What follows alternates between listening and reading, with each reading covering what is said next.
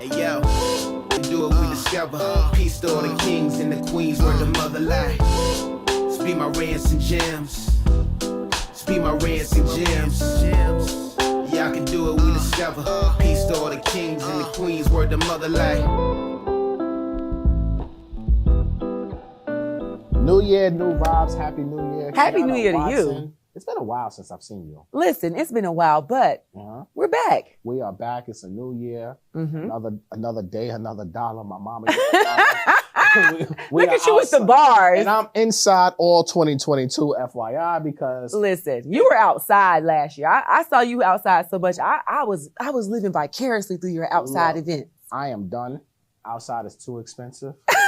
I am staying my butt in the house.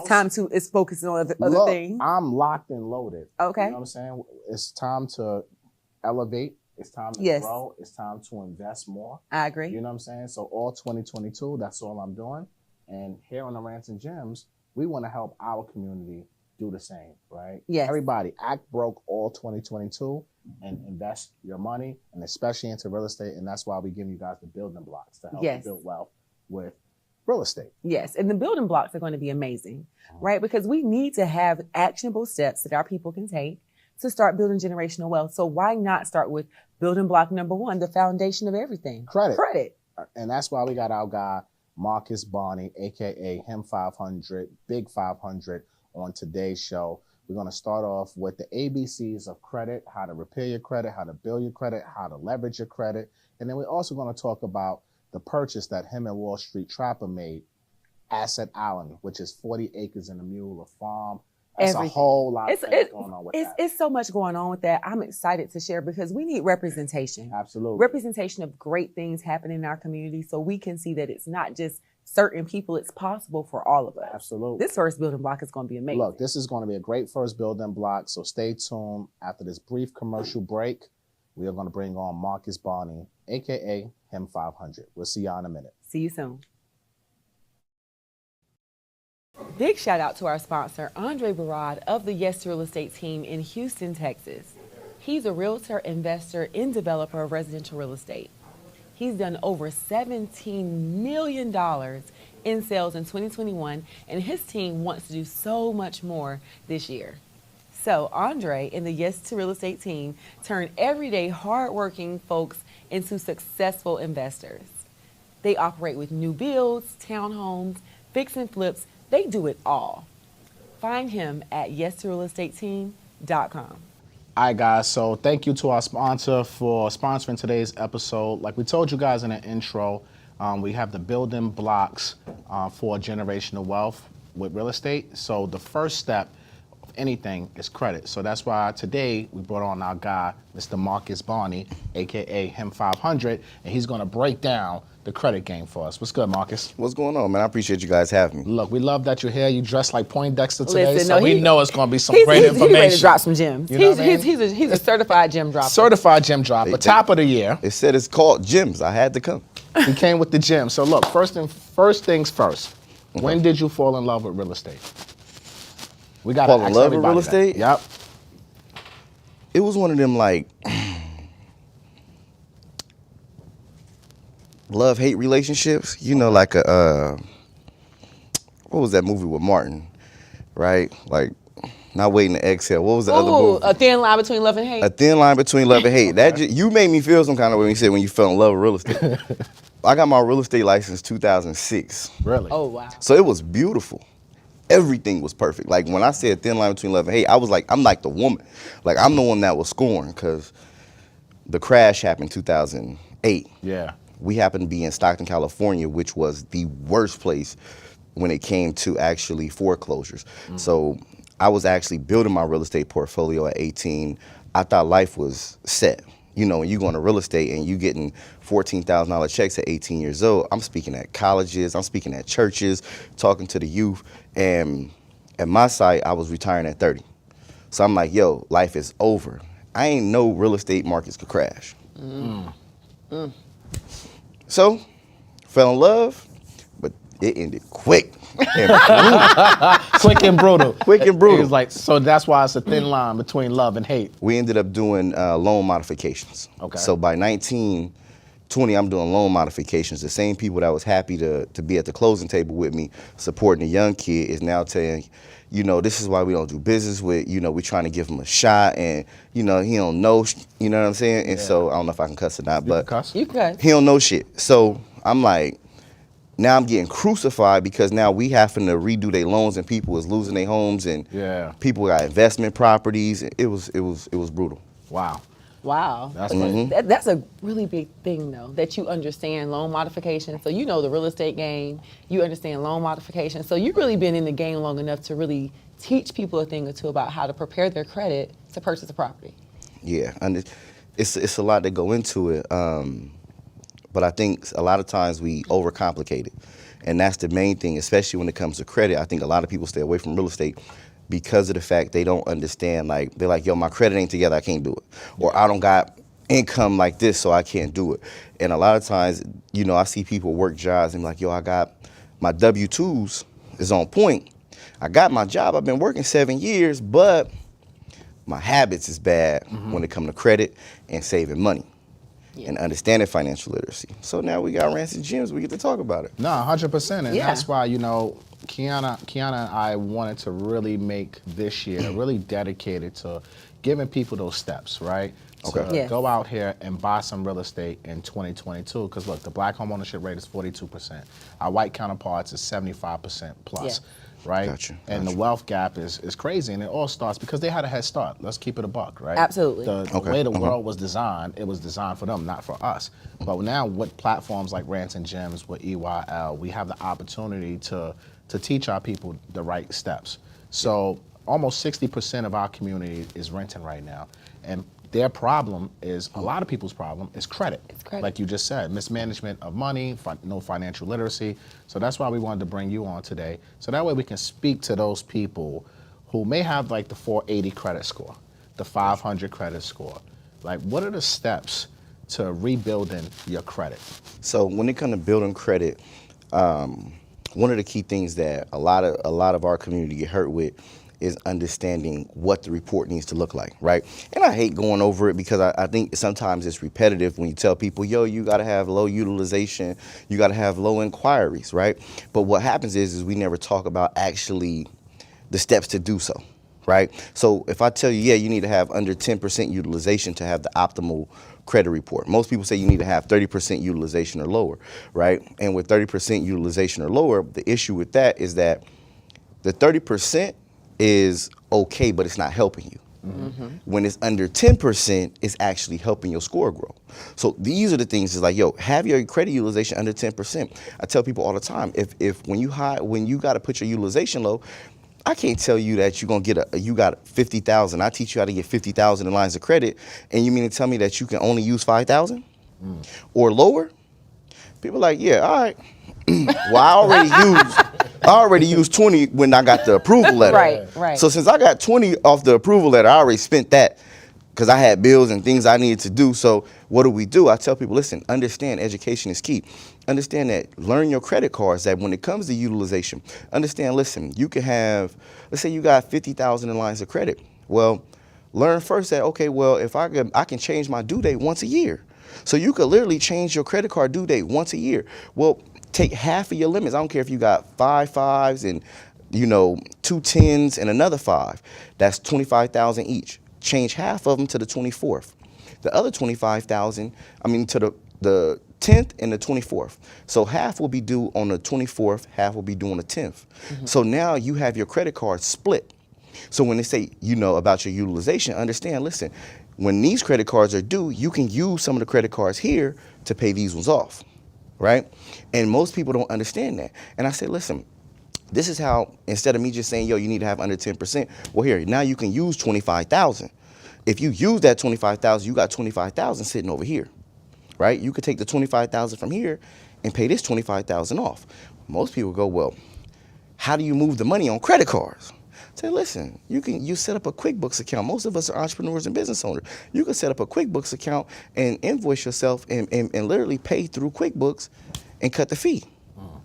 See, it's just certain ways and understanding, which QuickBooks accounts to set up and how to invoice yourself. But now you can transfer the money over. So now it's like, okay, I may be 30% in utilization. I may be at 40% utilization.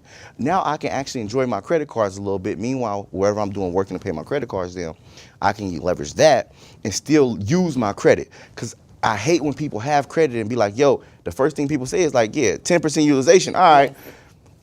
But I'm at 80 right now, bro. Yeah. Yes. How do you get it down to Exactly. 10% from the 80? And it's like, pay it. And then it's like, yeah, all right, I'm not buying no house. Yeah, because by the time they do that, it's like you got $80,000 in debt. You take $80,000 pay off on a credit card. Where's the money for your down payment and your closing costs and the other expenses it takes to purchase a property? So imagine, right? So when you say building credit, the thing is this: a lot of times people will go, well, how do I get high limit credit cards? Because what I just told you can help you make a down payment on your house. Because Matt can't see your high utilization if he can't see it. No way that Matt can say, yeah, you got high utilization, or your credit card is hurting your debt to income ratio. Right. Because now they don't know that 25,000 that's flipping back and forth, that 25,000 is gone. So that's going to help you already with the approvals. But what happens is we have to understand is that we need to make sure that we build proper relationships with banks. When we're building our credit initially, I tell people, listen, I don't believe in secured credit cards. The reason I don't believe in secured credit cards because you need 10 plus positive accounts on your credit report. And if you got to get to 10 plus positive accounts, most people are like, yo, I probably got 2 or 3. And those are maybe student loans. And we'll get to that on the other side, right? I'm ready for that one. But if you got 2 to 3 positive accounts on your credit report, how do we build? What's the accounts I need to add to get to 10? So I tell people, I say, listen, when you're trying to get to 10 plus positive accounts, you can literally leverage secured loans, right? I always recommend secured loans because we're going to be able to go to the bank and get a credit card. We can get a business credit card, a personal credit card, but go try to get a business loan. It's like pulling teeth. But you can get a business credit, you can get a credit card, right? A personal credit card. Or if you do a secured credit card, make sure that they have the secured credit cards that convert over into unsecured credit cards. So when the banks look at it, when you go to apply for more lines of credit, they look at it and respect it as yours, not just a trade line. That's a gem. And can we talk about that? Because we are always telling people to get these secured lines, get the secured credit cards. Can you give the people at least 2 places they can go where a credit card can go from secured to unsecured? You can do Navy Federal got one, U.S. Bank got one, and SunTrust, you can do it. Love it. So you said something about the payment date, right? What is the significance of paying your bills on the payment date versus the due date? Because everybody's been trained due date, right? But what is the significance between the two? Why would you change the payment date to these days? Like, let's break that down. Why would you change the payment? Yeah, like why? Like why pay on the payment date and not the due date? Okay, so when you say payment date and due date. So you know how when you get your statement date, right? Your statement date. Okay, statement date and due date. Okay, because I'm like, you lost me. Yeah. Statement Okay, date, my bad. So your statement date is the date that your statement closes. Correct. So the reason I said switch it to the 10th and 24th is because you got a due date. I always tell people pay 3 days before your due date, right? Pay 3 days before your due date, but understand whatever your balance is on your statement date is what's going to actually report to your credit reports. That's why we leave 14 days in between from the 10th and 24th, is because it's going to give the allotted time for it to report. So that statement date is what's going to cut off. That's what's going to report to your credit report. It don't matter what you can pay 100% down on your due date, turn around and be like, dang. And now when your statement date hit, your utilization is through the roof and your credit score drop. Yeah. So you have to make sure that you understand it's 3 important dates, right? You got your due date, you got your statement date, and you got your reporting date. Everybody should know those 3 things. You need to know exactly what date is going to report and hit your credit report with what date your statement balance hits your report. So these are the dates that everybody should know for each credit card, right? So as you build in credit and you leverage in it, because credit is dangerous, and it's by no means do I tell people, listen, it's a sweet side to it, right? And it's a lot of benefits, but with the benefits come habits. Right. And with the proper habits, we can leverage it responsibly and properly, and it can allow us to win. That's what's important about these conversations, is because it's not just go get credit and blow it. No, it's not go get credit and use it to get in business and not understand the principles to have the proper steps in place. Education is key, but before I can educate you all day. They can sit here and you can listen to me right now. But if you don't apply the things, when I say the 3 dates, if you don't go and find those out, then it don't matter. Yeah. You see what I'm saying? Yeah. And so, but let me get back to, because I want to make sure, since I'm here, that I give the gems on how to build that report out. So That's what I'm talking about. with you can use secured credit cards or secured loans, but use it with institutions that you're gonna build with. You got different companies out there that do things like you can report your utility bills, right? You can report your utility bills. You can report your rent. You can do add, if you got family members, to add you on as authorized users. These are different things that you can do. But one of the things, this is to build up to the 10, right? Why 10? Why that number 10? Yes. That's the amount of accounts that you want to get to be in the green, in the positive, the most efficient, is they want you to have at least 10 plus positive accounts on your credit report when they judge your credit profile. So that's the key thing, is getting 10 plus positive accounts on there, right? So when I tell people with like the rent reporting companies, is that you want to actually get 2 companies to report your rent. Why? Because it's going to give you 2 accounts to report every single month, and it goes back 2 years. So that'll give you 2 years of age, and that help with your history as well, right? We get to that next. It's gonna help with your history. Also, once you do those 2 accounts, I tell people you go and you can do 2 or 3 secured loans, right? With the secured loans, those are gonna hurt your credit at first because they're fresh. But you let them go for 6 months, and then you knock them down one by one, right? So you may go, and let's say you get 3 secured loans or 2 secured loans and a secured credit card, that converts to unsecured. For the first 6 months, when you add them on, it's going to drop the new account, and the max utilization is going to drop your report. You're going to pay it down every single month for the 6 months. That's going to give you 3 on-time payments every month. That's going to give you 3 accounts dropping utilization every single month for 6 months. Then after that, you knock them down by 1. On the 6th month, you may drop the first one down, boom, all the way down to like 10%. The next, and your score gonna shoot up. The next month, drop it 1 down, boom, score gonna shoot up. Drop the next one down, boom, score gonna shoot up. It's a process, right? Okay. But now you got about 6 accounts on your credit report. I tell people, listen, if you don't have people that can add you as authorized users, that's fine. One of the things that most people, like myself, I don't know nobody who don't got student loans. Yeah. I don't either. I know. Speaking pretty much for myself, everybody I know. yes, student Right. loans. I think everybody has. Realize that when we remove the student loans off our credit report, it does more damage than good. I don't know nobody got a student loan yesterday. You got that student loans a few months ago. Yeah. Yes. Or Now- decades ago. Yes, Right. decades. Yeah. So that age is on there. What I tell people is the best way is to try to monitor and clean those student loans up. Keep those student loans in good faith. But from there, once you get the student loans in good standings, especially kids going into high school and going into college, as parents, we need to understand and educate our youth.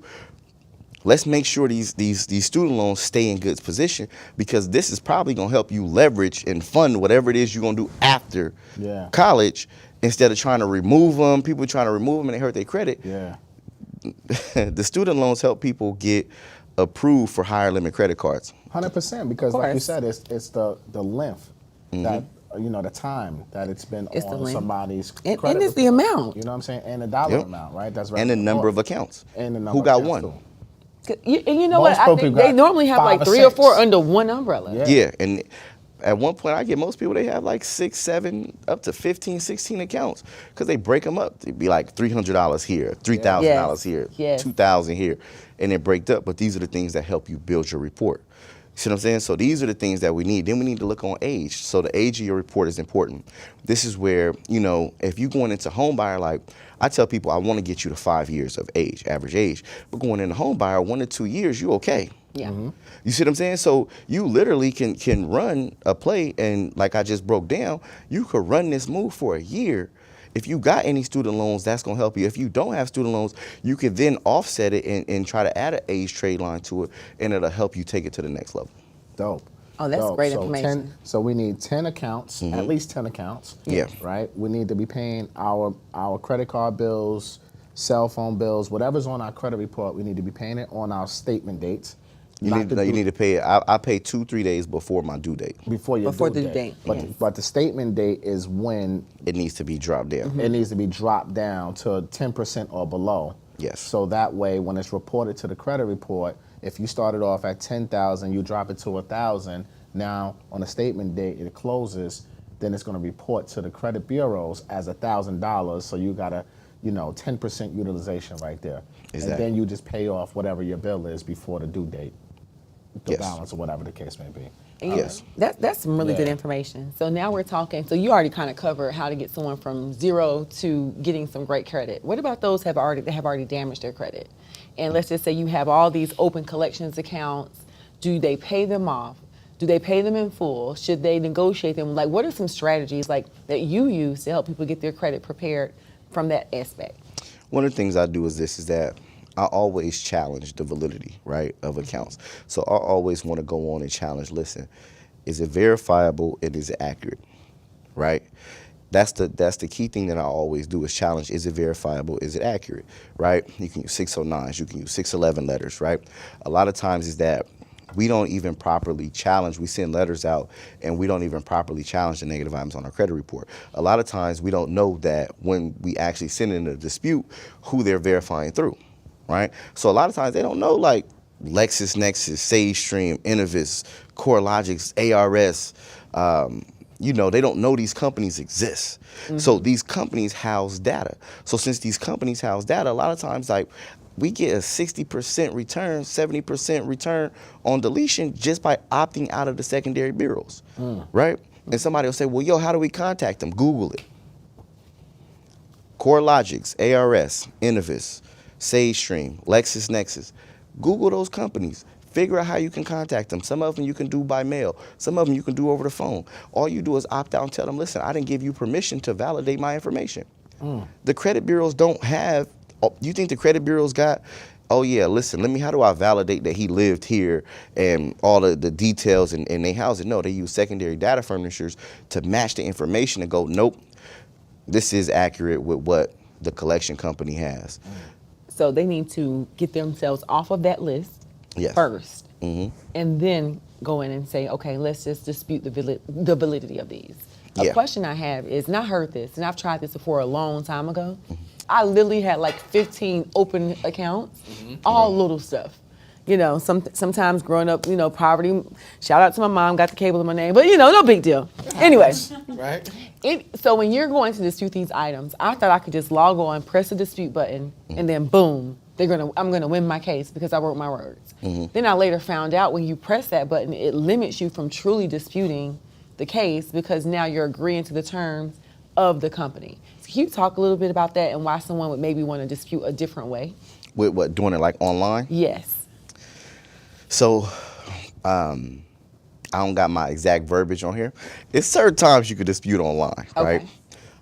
That work and with systems because a lot of new companies are coming out with technology. It's evolving so quickly, right?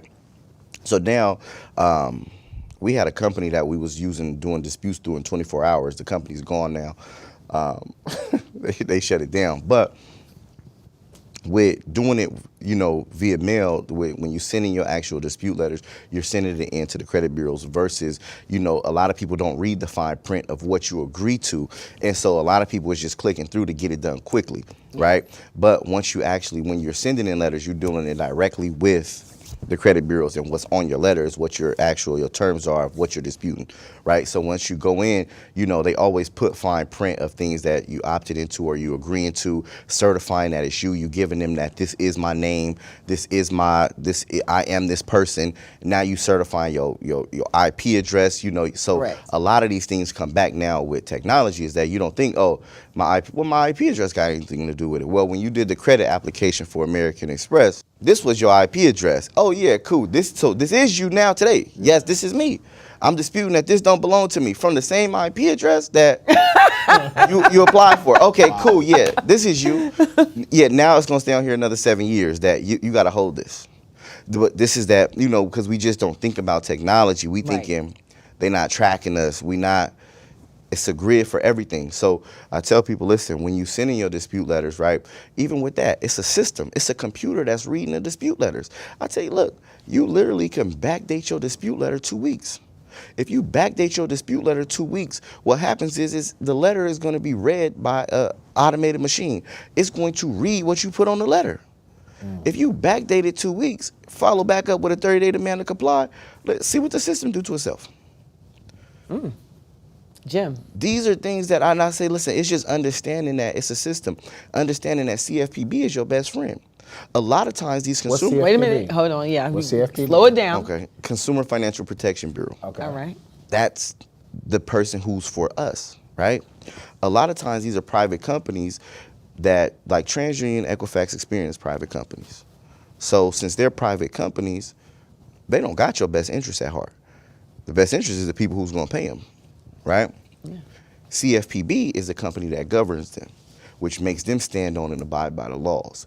And this is like, I can't go into all the laws and consumer financial protection, today, but you want to understand, this is why you study the laws and understand that with with CFPB, you can literally do disputes through Consumer Financial Protection Bureau, which is the government that's going to hold them accountable. See, a lot of times you can challenge your inquiries. You can challenge, like when you go to these dealerships, you can make them pay you. For every inquiry that they hit you with, you can make them pay you for actually running your credit when you didn't give them permission. Because you only gave them permission to run it once. Exactly. But they ran it through 100 different banks. Not just 100. To try to get you approved. Feel like about 1,000. Yeah, it's crazy trying to buy a car sometimes. And that's the thing, is that we just unaware sometimes of the systems that's out there to actually help us, because not only can we dispute through them, we actually can sue through them, right? So we can actually sue CFPB. Hey, go on here and file a suit because this isn't supposed to happen. Right. So it's just a lot to understand, like how to actually leverage, like understanding credit and the whole spectrum. But at first I tell people, listen, it's just understanding what your report needs to look like. Once you go into, you messed it up, now you got to go into a whole deeper realm of fixing it. And that's where, I tell people, look, you could use letters, dispute letters. You can find them online, 609, 611. You always change the verbiage to make it sound like a real person. A lot of times people go and they create a dispute letter. They take a template from online and they just mail it in. Yeah. It's like, no, guess what? A million other people Googled that letter. He was like, no. Bro, you can't. Change your verbiage up a little bit. Put some misspelled words. Change the font. Change the color of what you put on the paper. If you want to mess with the machine, they got to read it. Put it in red. Now a human has to deal with it. Humans have errors. It's the reason you got bad credit, because human error. Yeah. Guess what? Now a human got to sit here and type all this stuff in. Miss one of my account numbers wrong if you want to. It's automatic deletion. How true is it that on your credit report, if you have like wrong addresses and things of that nature, that actually brings down your score too? Because somebody was telling me that, and I'm like, I don't know how true that is, but I know you can have that stuff deleted off if it's inaccurate. But will that actually improve your credit score if you're deleting like old or incorrect addresses, like misspells of your name, things like that? So with that, what happens there is that, yes, it's a double benefit, because if you got a misspell, if your name is misspelled on your credit report, that means that some account has your name misspelled. So what I'm doing is I'm gonna remove it. If it's addresses, it's just having a lot of data on your report. When you remove those little items, it can help you 2-3 points, right? But if you have a wrong address, somebody got your address wrong and reported to your credit report. So if you got most people who got a lot of negative accounts, most likely they got majority negative accounts. So when they go to remove the address, it's 2 or 3 accounts that may be tied to that address that's incorrect. Well, what happens is that you go remove the address and you challenge that account, and they go to challenge the validity of it if it's accurate or verifiable. Well, now it's inaccurate. Since the account is inaccurate, they got to remove it off your credit report. You know? There we are. I like that. Say no more. Yeah, say less. Look at your credit report. Now, before you go, sorry, how can people look at their credit reports? Like, what's good tools to like look at the credit report so that way someone can see like, all right, this is wrong, this is wrong, this is wrong. Identity, you can use Identity IQ, right? You can use Identity IQ. You can either use Identity IQ or you can use Experian, right? You can go to Experian, pay for the account, pay the credit bureaus to give you full access. And what happens is, once you get into Experian and you have an account with them, it's a lot more that you can do when it comes to looking at your report, looking at your soft pools. It's a lot that come with that. So those are your 2 favorites. What's the problem with Credit Karma? I mean, everybody loves Credit Karma. A lot of people use Credit Karma, but It's just a different scoring model. I think it's convenient. The app is pretty, you know. I tell You get alerts. Oh, you're up 25 points. You feel good about yourself. yeah. It's a Vantage score, so it's a different scoring model that's not used by the bank. He's not pulling from that. That he's not using that. When they come to get a home, they're not going to Credit Karma looking at your Vantage score. It's not accurate, right? I tell people, listen, it's okay. I see so many people love to go, I'm a credit god, and don't look at Credit Karma. It's like, listen, look at what you want to look at. When it's time, go to myfico.com. Pull your score. Understand the different scoring models. Yeah. Understand what MG gonna pull from, what FICO he gonna pull. Right. Understand that's when you start looking at it. But it's okay to look and go, hey, Joe Blow just put an inquiry on my report. Whether my score is correct or not, this inquiry is. Right. And I know it's free. And I know it's super convenient for me to, I already got it because they got so many users on there. I said, listen, if you're gonna review and you use that for review, that's okay. But don't sit there and go, yeah, I got an 820 off of Credit Karma. Yeah. Because when we pull this part, it's 640. Listen, it's just a little less. Yeah. It's a little less. I've seen respectfully. that. I've seen that movie before. Yeah. When people are like, how's my score so low? I got an 800. I'm like, no, you don't. Yes. That is Credit Karma. That's like a fucking Zestimate, right? We're not really paying attention to that. So Zestimate ain't correct? Nah. Man, please. Yeah, right. That is off. But that's the points. Is like you want to understand where to go and really look and check into it at. But then we start understanding is that the biggest point is this: I didn't give a damn about credit. Most people don't give a damn about credit. You know why? Everybody before us had fucked up credit. Yep. And then they go, well, there's so many benefits to having good credit. And people be like, name them. Buy a house and get a credit card for emergencies, right? And think about it. That was it. You get a credit card, you set it for emergencies, and you only put gas on it. True. Get gas and use it for emergencies. Well, you mean to tell me I got to worry about a Vantage score, a MyFICO, an inquiry, a secure credit card, an unsecured credit card, 10% utilization. I got to do all of this for that? Yes. My God, I'm going to keep renting. Right? Like, why wouldn't I rent? At that point, it's too much work. I got to do all this work. What's the benefit? That's why I got into the benefit of telling people, listen, it's benefits when you start having good credit. You need to know the perks of having good credit, the things that it can do for you. Yeah. That's way like when I started telling people about like adding people on authorized users, that was one way of having good credit. But nowadays, you need to add 10 plus positive accounts, right? You guys in real estate, you guys are in business, you guys is in marketing. I said, well, look, Rance and Gems, they gonna be all day. I see they run a podcast and talking about real estate. Rance and Gems, that's a hell of a name. So appreciate it. Right. I give credit where credit is due. Rants and Gems. It's amazing, right? It's an automatic. It's like recession proof. It's like Rance and Gems show. I'm tuning in. Recession proof. What the hell is that? Yeah. Right. So what I tell people, I say, listen, when you building your credit up, figure out ways to monetize off of it. So now if I tell you, hey, listen, you know, the trucking market is so inflated right now. In trucking, it almost costs a whole trailer.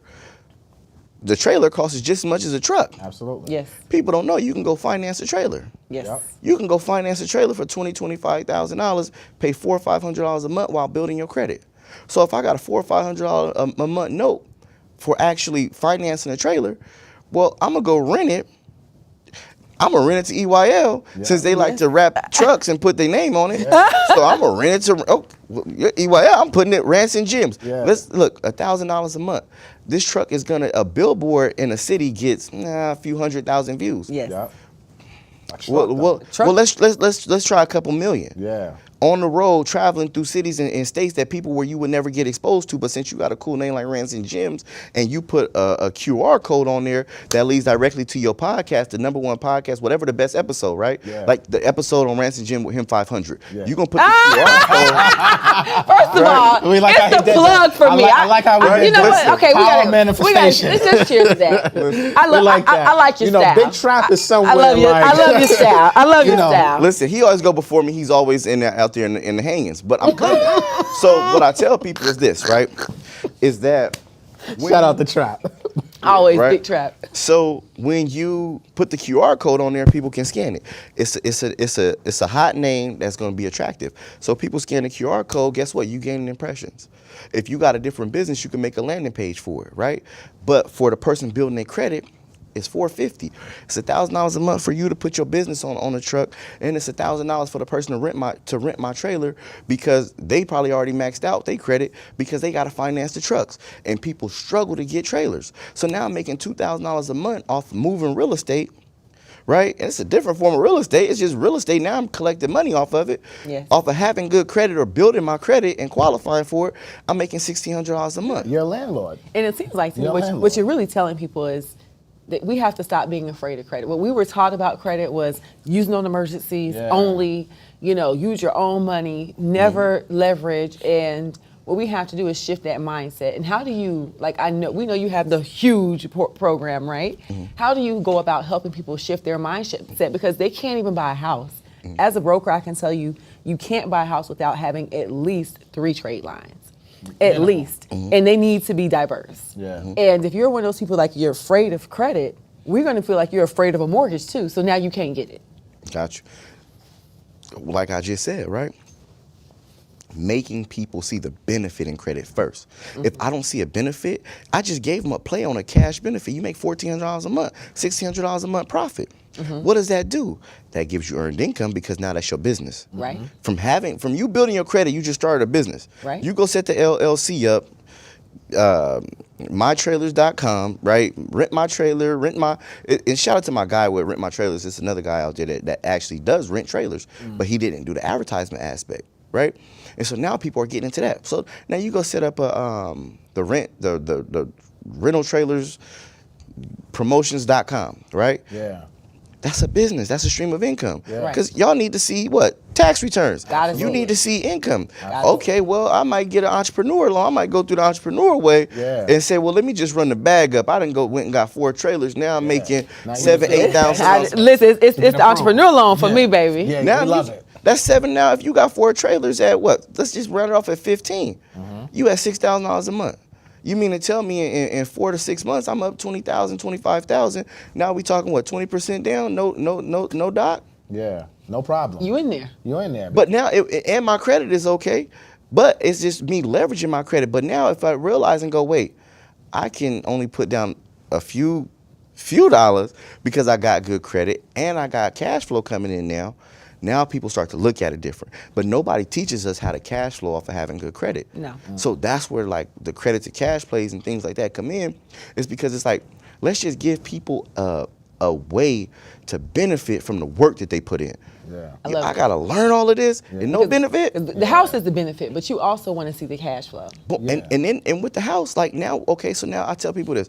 I say, look, when you go to purchase a house, when you purchasing a house, it's a lot that you can do with it, right? A lot of people get afraid of purchasing a house. Why? It's like, it's anxiety of ownership, but they don't realize that, listen, when you purchase a house, you can leverage credit to cover your utility bills. Yeah. You can leverage credit to not have to pay your mortgage. You can leverage credit.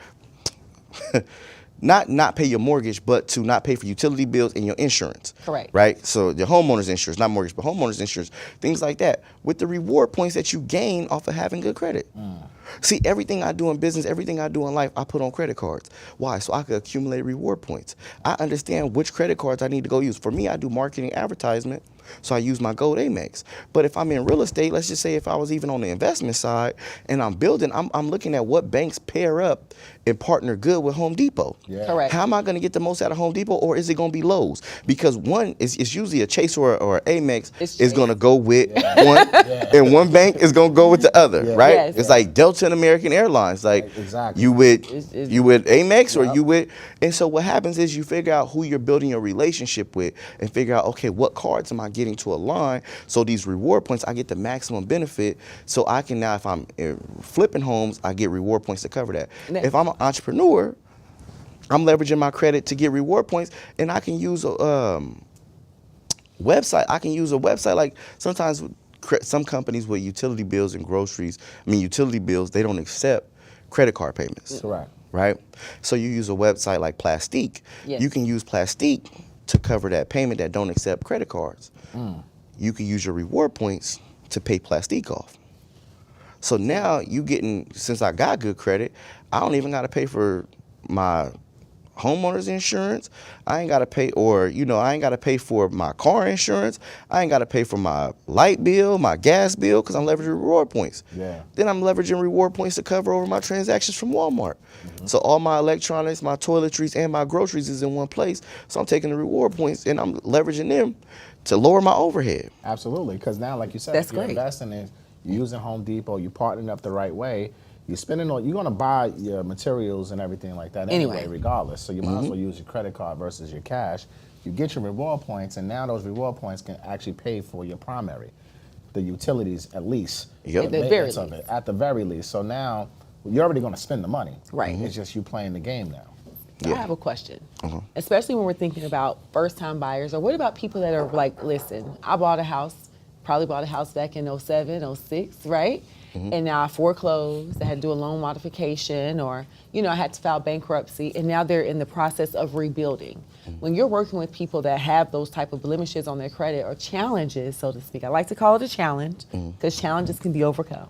Absolutely. What is it that you would say, like, how do you help them start to rebuild? Because we know they're looked upon like, oh, wow, you had this foreclosure, you had this bankruptcy. We may or may not be able to help you. What companies or credit cards should they look into, or trade lines they should look into to help rebuild them? That work with folks that are credit challenged? That are credit challenge, but specifically foreclosures, past foreclosures, bankruptcies, and we know loan modifications affect them as well. Absolutely.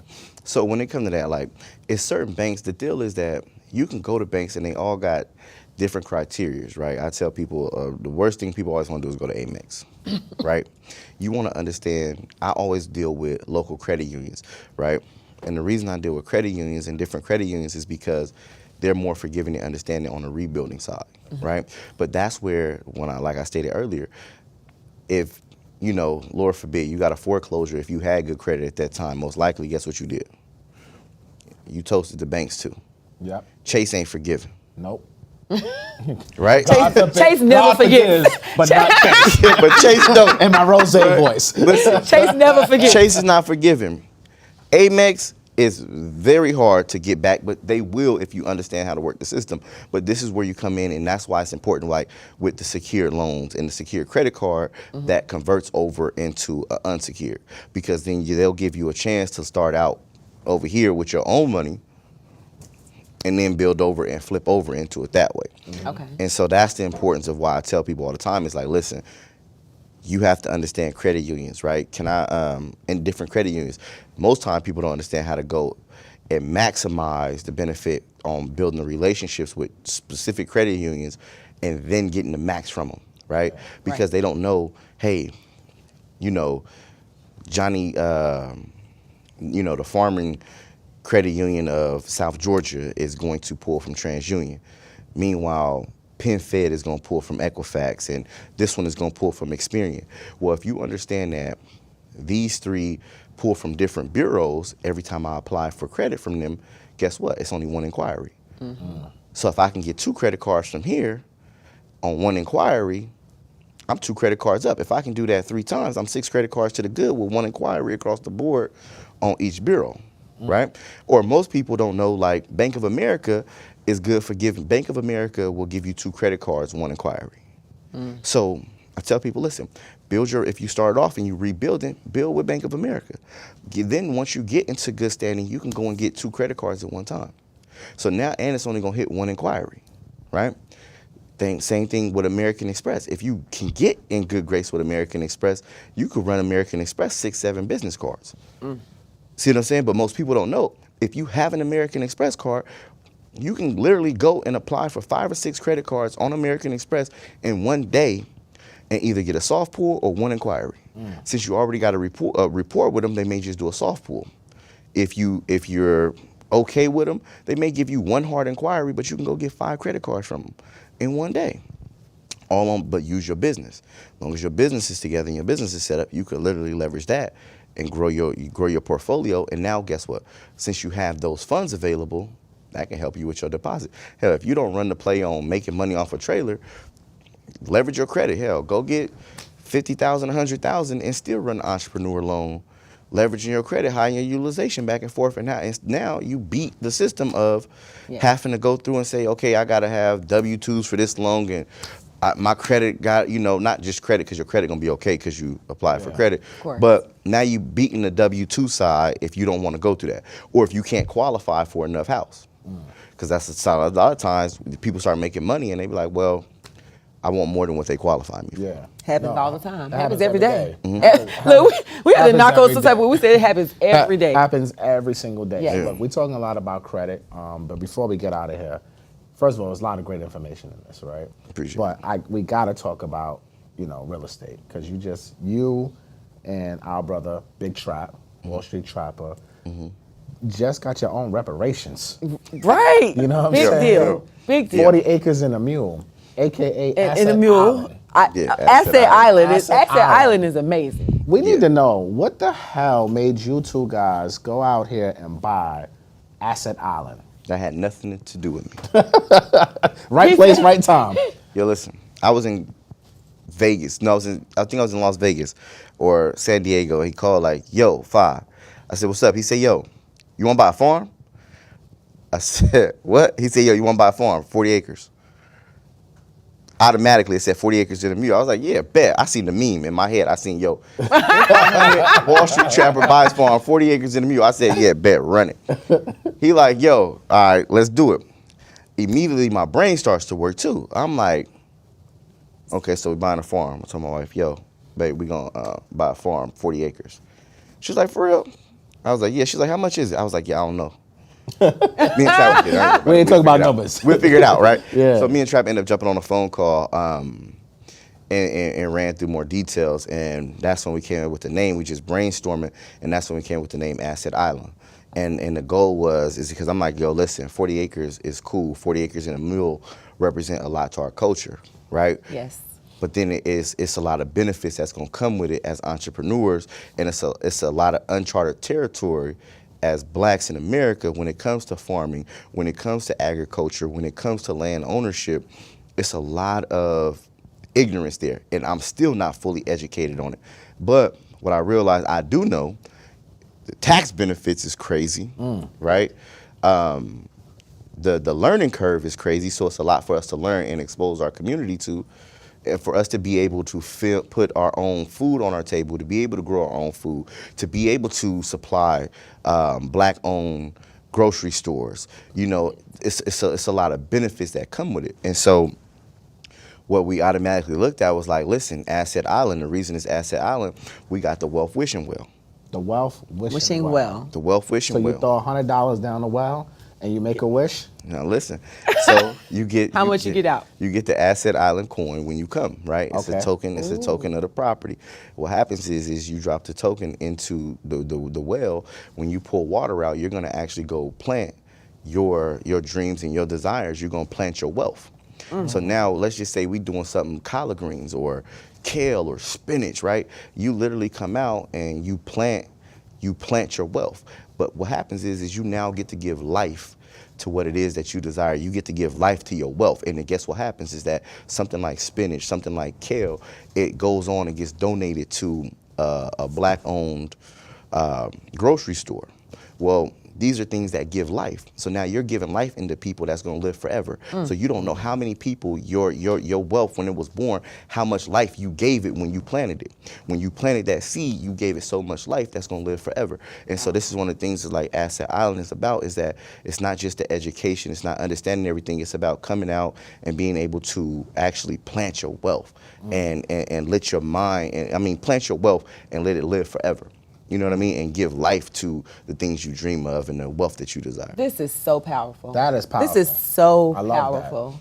When I saw that, I was so proud. Shout out to Denise the broker, my boo. Shout out So to I'm Denise. so happy for her, but so happy for you guys for really getting this, because the 40 acres does represent a lot for our community. Absolutely. And to turn it into a place where they can come and just see their dreams grow. I can't wait to visit. I need to be out there. That was a lot of bars right there. Yeah, that was I didn't everything. expect that. That was You know, everything. so I'm even gonna hold it's you not up. just it's not just about it's not about the farm. It's about the dream. Yeah. And it's about, and this is benefits of this, right? Is that right now, and I tell people this, it's like, look, it's such a benefit is that imagine that we put a few small houses on the land and let people come out, right? Not only, we educate people on so much, but it's so loud in the city. It's so hard to digest. People can listen to this episode, but if you listening to this episode and your baby crying, if you listening to this episode and your husband is yelling and he got an attitude or he want tacos for dinner and you ain't made them yet, if your neighbors is banging in the window and it's such a distraction in life that sometimes we don't get to digest the wealth and the information and knowledge deeply. So one of the things about it is that when we're going to do retreats on Asset Island, it allows people to come out to the country where it's quiet, where you can actually meditate and you get that peace and quiet for the things that you learn and the knowledge that you gain, where you could sit and actually let it really settle in and it's nothing here but it's us. You know what's so crazy? All I'm hearing is multiple streams of income. It's just falling out of Asset Island. I'm hearing Asset Island is just like, I'm hearing agriculture. Trap was online talking about he gonna get chickens and shit. Chickens. Like he gonna have birds like Mike Tyson, like all types of shit. Trap the farmer, right? Trap the Farming farmer. with He Big ready. Trap. Farming right? with Big Farming Trap. with Go Big follow Trap. farming with Big Trap. Follow farming with Big Trap because Trap gonna handle the farming, right? I'm only playing with the horses, right? I'm going to get 2 horses, right? But he already started farming with Big Trap. So the things that grow in the different agriculture, the reason why my man was telling me about like different forms of meat, halal meat, this, that, and the third. It's just so much that we can do. We already got like 300 pecan trees. And so what happens is that now it's just going to be such an experience, right? And like you said, so many forms of income. Well, I got a big mouth and I always talk numbers. I can't help it. But I said, look, man, we're going to let 10 people come out. It's $5,000 to come spend a weekend on Asset Island. We do it once a quarter. We can donate our time once a quarter and let 10 people come out for $5,000. It won't be more than 10,000. I said, listen, if it's more than 10 people here when you get here, we give you a refund, right? 10 people come out, spend that weekend with us. We learn together, we grow, we meditate, and the whole experience, but then we educate you on not only agriculture, on the things that we got, what we did to get here. So it's going to be investing with Trap, it's going to be the credit with me, and everything combined, and then understanding the power of this land. But I said, well, sure, Trap, that's 50,000. That's 200,000 in a year. I said, well, that pays for the farm. That pays for the upkeep. That pays for everybody to be able to come and get that experience. So now the farm paid for itself. Now when we donate everything that we grow, it's a tax write-off. Absolutely. Yes. Whatever we sell, it's all profit. Yeah. It's the reason why it's called Asset Island. We know. I know it was a reason behind it. It's a reason behind the name. Island, I said, I know it's a story behind it. It's assets over liabilities. Can't nothing cost us. Everything got to benefit us. Everything has to benefit. No liabilities allowed. No liabilities at all. And None. I love to hear that. So when you're talking about, so we're talking to people now like, you big, 40 acres, that's a big deal. That's huge. So we're talking to the first time home buyer that's getting prepared. If you can talk to the first time home buyer right now and say, listen, these are 3 things I would recommend you do if you know that you have challenge credit or even no credit. What should they do to really get themselves prepared to purchase a home? If I'm a first-time home buyer, and it's 3 things that you have to do, the biggest thing is, for me, experience home ownership, right? I grew up in the projects. So I didn't know what it was like to have a home, right? I bought a mansion because I rented a mansion for my birthday, and I stayed in it, and I realized that 4 of my brothers was here, full-grown adults, and I couldn't hear or find them in the house. And I remember growing up where if you needed somebody, you just say their name. Yeah. Because you can't go nowhere. You know what I'm saying? Like I grew up 600 square feet, hard, no carpet. You know what I'm saying? Everything tile, cement. So it put a different feeling on me of actually being exposed to it. I'm like, damn, I thought I was doing something with the house I had. Until I realized this, I said, nah, this is comfortable. That motivated me to want to go out and buy. I said, well, listen, some people don't know the benefit of having a home. I said, listen, you working, you taking care of your family, you getting your credit together, go on a vacation for 7 days to Florida and rent a house. Go rent a house that you probably can qualify for, a $500,000, $600,000 house. Put your kids in, understand when they can go outside in that backyard and play with the toys and everything set up. Go rent it and see what it's like. Now it puts a different drive in you to be motivated to actually buy, right? Understand that you can't build wealth without owning real estate. The easiest way to build wealth is in owning real estate. Absolutely. So when you say you want to be wealthy, when you look at your kids, when you look at your family, when you look at your lineage of what's going to be left behind, is that what assets are they going to own? Well, if it's three things that you need to do, I'm going to start with your mindset. I gave you the tools on credit. I gave you the tools on how to go get money if they picked it up or not. Told you go to Bank of America and get 2 credit cards at once. I told you go to Amex and run the play up. You're another one. You can go to Barclays and get large lines of credit, right? You can go to First Tech Financial. First Tech Financial is another credit union that give large lines like Navy Federal used to do. I'm giving y'all the places where you can go and get the capital. Once you get the capital, what you do with it is up to you. But now that's where home ownership come into play, because now you got capital.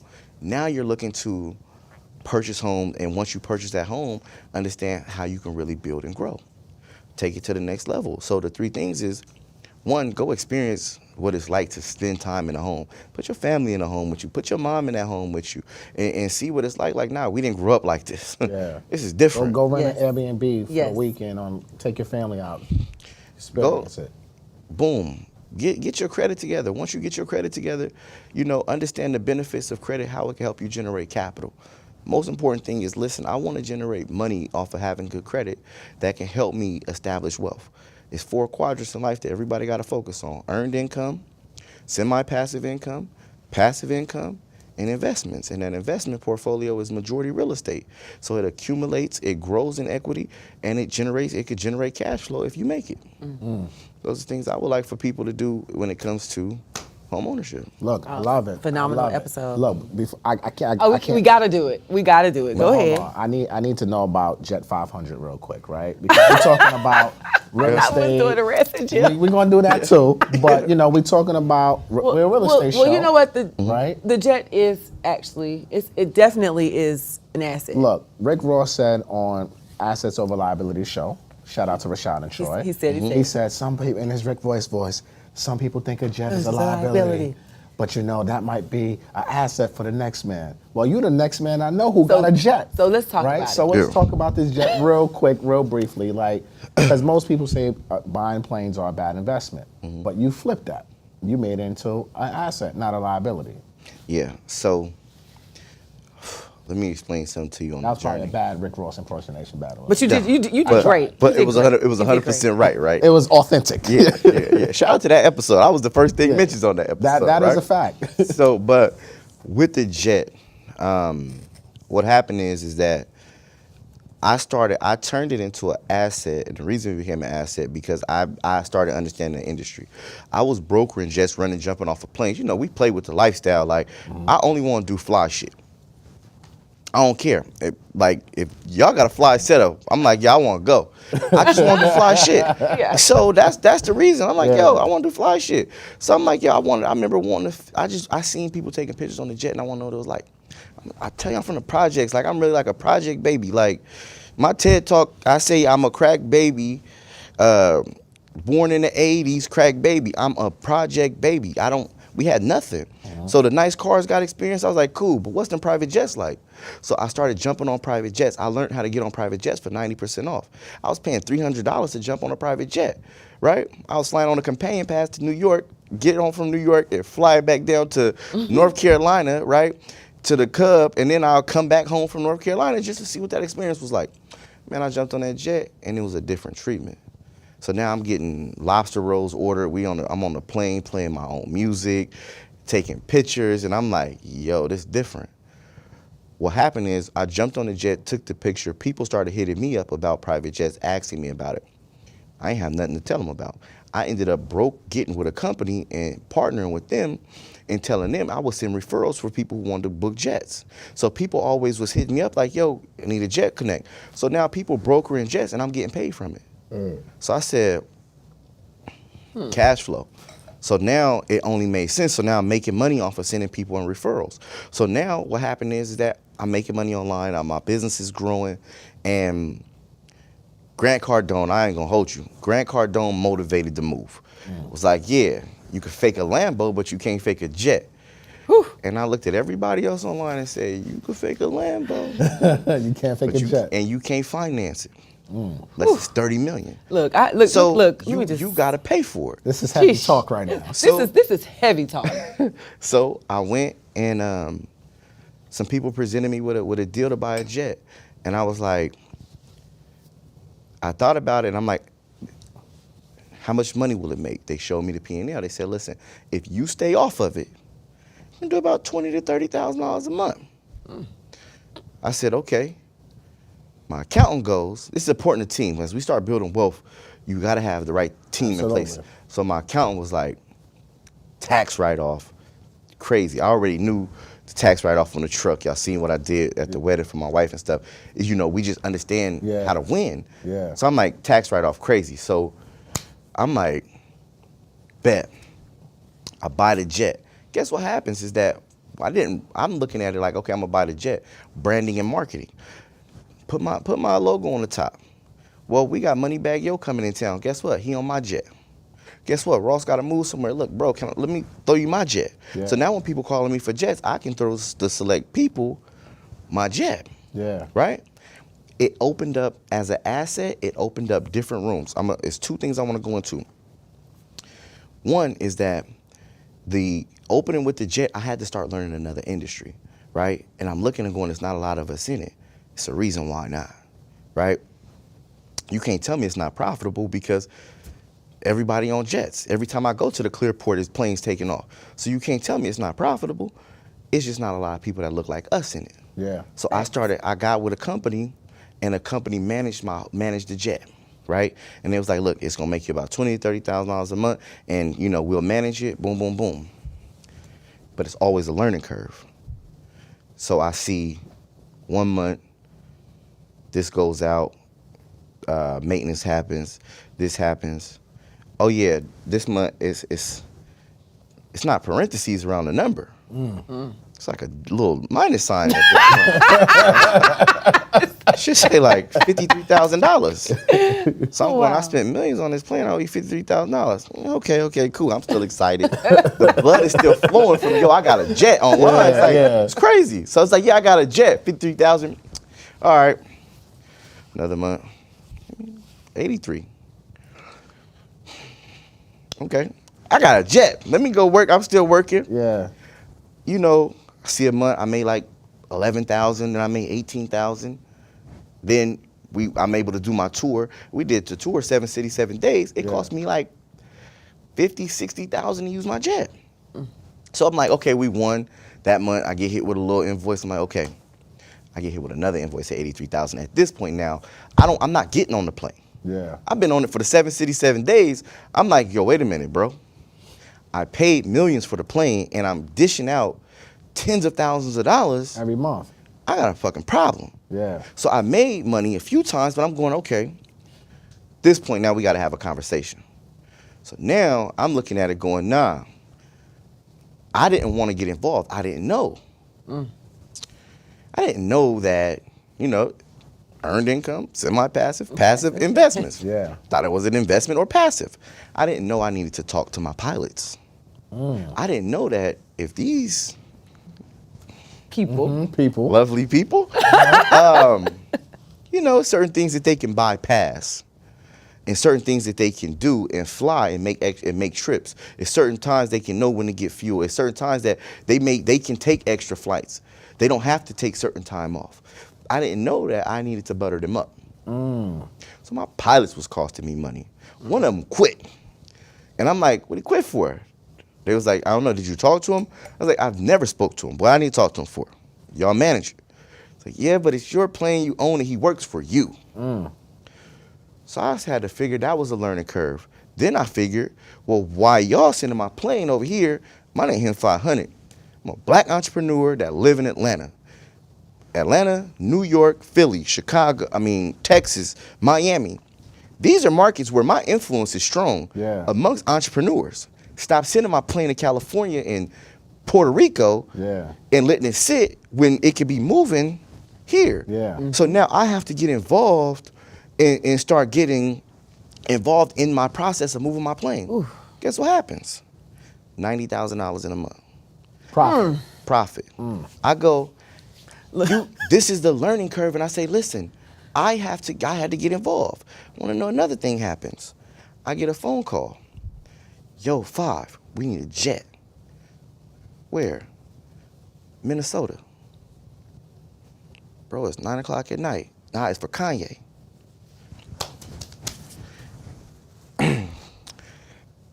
We need a jet now. Where you're playing at Miami, guess what the benefit is? Since I'm partnered with management companies, we got jets all around the country. Guess what kind of doors get opened up for me since I own a jet? Yeah. Now, since I own a jet, people call me. Yeah. Whether they know I'm using mine or not. Yeah.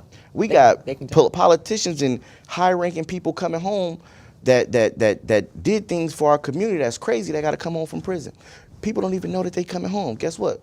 Yo, we need a jet, and we need it quiet. That's why I can't say the name. But we need it quiet. Got you. We can go to celebrities, but they gonna put it on social media. Yeah. We need it quiet. Now, I mean, I'm getting in rooms and having conversations with people because I own a jet. Yo, we need this. Somebody need to move from Puerto Rico to here. Somebody need to leave out of St. Thomas and come up here. I got you. I get a lot of Dominican Republic because it's hard to get out of Punta Cana. Can't get out of there. Oh, so-and-so going to get surgery. I know first. I'm sick of you. Oh, No, you can't do that. Don't do that now. Don't do that. He said so-and-so But I'm gonna gonna get say this surgery. though. But what I'm getting from this and what I gather Yo, you're a fool. is having assets, owning the asset, real estate, jets, but owning the asset gives you the leverage, puts you in rooms you wouldn't normally be in. That also helps you leverage who you are as a person, what rooms you're in, so you can continue to build passive income, earned income, But also, and all I those think things. what was important is you gotta, even though you have these assets and you might have people managing, you gotta take control and responsibility of your own saw shit. that. You It's gotta the roll up your mindset. own sleeve. Because I said that when you said that You because have to I've been there realize, before. yo, this is the best move Yes. for me, and this is where my influence lays. This is how I see it, right? These are things like when Magic Johnson said he had to change the treats in his Starbucks and or his Starbucks in his theaters. It had to be different from what it was in the white community. It's the same thing. They don't understand us, so it is a loss for us. Diddy does never see his plane. Right? We got like a partnering management company. They're like, yo, he leaves his plane running. He understands his asset, but is it profitable? I doubt it, because he don't mention it.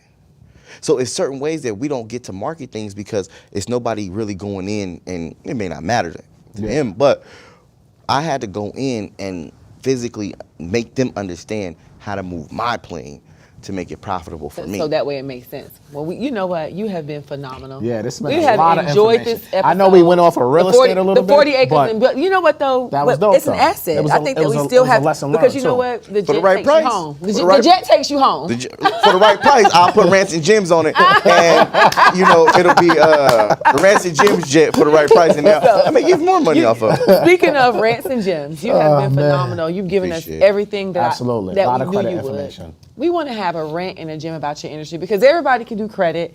Everybody's a guru. What is a rant and a gem about your industry that you want to share with our people? A rant when it comes to credit is that I love the fact that it's so many quote unquote what they call gurus, but what I call it is the fact that it's cool to be smart. I love the fact that it's people out there that know more about credit than I do. I love the fact that it's now cool to be smart. That's the best thing ever. To come on a show called Rants and Gems for us black people, nice watches, nice jewelry, beautiful watch, the fresh backward red bread ones. Yeah, right. there we go. Understand Let's go. that we can have this conversation look like us, and we came to have a conversation about being smart and passing on intelligence to help our community. So for me, that's the key thing now, is that it's cool to be smart, right? The cool thing is to be smart. Passing and everything that was cool is still can be embraced by a certain community, but we switching the narrative, Yes. right? And so now that we're changing the narrative and making it cool to be smart, I love the gurus. I love everybody out there that got something to say, that got something to teach, as long as the things that you teach is actually something that you know. If you know it, share it with somebody else. You got an obligation. And if I told you today and you heard it for the first time, just make sure you reduplicate it right and tell somebody else, because somebody didn't see this episode. Absolutely. Somebody didn't see the episode before this one on Rancid Gym. Absolutely. So you need to go through every Rancid Gym episode, catch information, and go share with the people around you, because I guarantee it's somebody in your life that can use that information and go to the next level. Love Facts. it. Facts. What's your gym? Last gym of the night. A gym. If I'm thinking about a gym when it comes to real estate, if you look in, some people, you go into real estate to purchase a home. That's what real estate means to you. Some people look and go, I want to be an investor in real estate. And when I tell people an investor in real estate, for me, I got turned off by rental properties. So instead of doing rental properties, I invest into actual storage units. So now what we're doing right now is working on gathering storage units. Why? Because I can go and buy a house, yes, and the profits is 8% to 9% of the monthly rent is my profits. Meanwhile, it's 60% on a storage unit. So now People cause problems.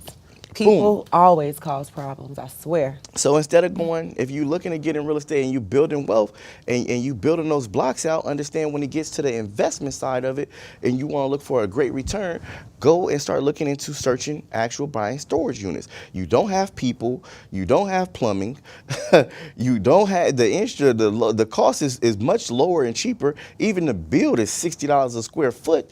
So it's much cheaper, much affordable with a much larger return.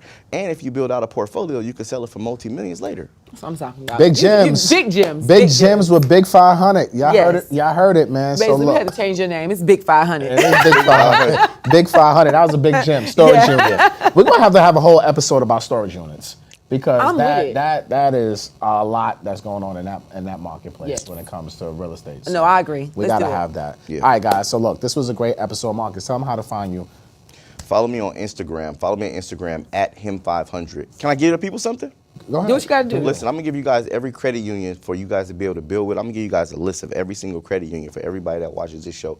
I'm gonna give you a list of every credit union and which bureau they pull from, so you guys know which bureau they can pull from, how you can maximize your funding when you go out and improve your credit, and how to get capital back from the actual banks, right? So text the number, text Rants and Jim, just text Rants. Right? Text RANTS to 404-737-3767. Text RANTS to 404-737-3767. I'm going to break down every credit. I'm going to break down the credit unions that pull by bureau, and I'm going to give that to you guys so you guys can know how to go and get, 6 credit cards, 7 credit cards with 2 or 3 inquiries. Let's do it. Say less. Y'all heard the man. We'll put the text in the description. But this was an amazing episode. Amazing Another episode. one. Another one. Another one. And it was a great way to start off the new year, you know? Oh my goodness. Because this was people, such a great it's, year. it's like, I am like revived. Yeah. I'm excited. I'm ready. I'm ready. It's like you're starting ready. You got your first block. I want 40 acres and a mule, goddammit. Listen. So After this episode, I All want of 40 acres and a mule. I want you guys we need to an know. agriculture business. right. So they got the first building block Yep. to building wealth through Yep. real estate. You guys make sure that you stay tuned. We're giving you all of the building blocks, all of the steps all year to get you prepared to buy that home, right? Absolutely, man. We gotta increase the black home ownership rate with 42%. We gotta get that up, and we're gonna help do our part, by giving you guys good information, actionable items, so that way you guys can go out there and build wealth with real estate. And be inspired. And be inspired and motivated and go out there and execute. Yeah. Execution over excuses all day. So look, we out of here, man. Like, comment, share, subscribe. This is Matt Garland, NMLS number 58700, better known as MG the Mortgage Guy. And my name is Quiana Watson, broker extraordinaire, license number 317576. And thank you for tuning in to another episode of the Rants and Gems Show. Peace. Peace to all the kings and the queens where the mother lie. Speak my rants and gems. Speak my rants and gems. Y'all can do it, we discover. Peace to all the kings and the queens where the mother lie.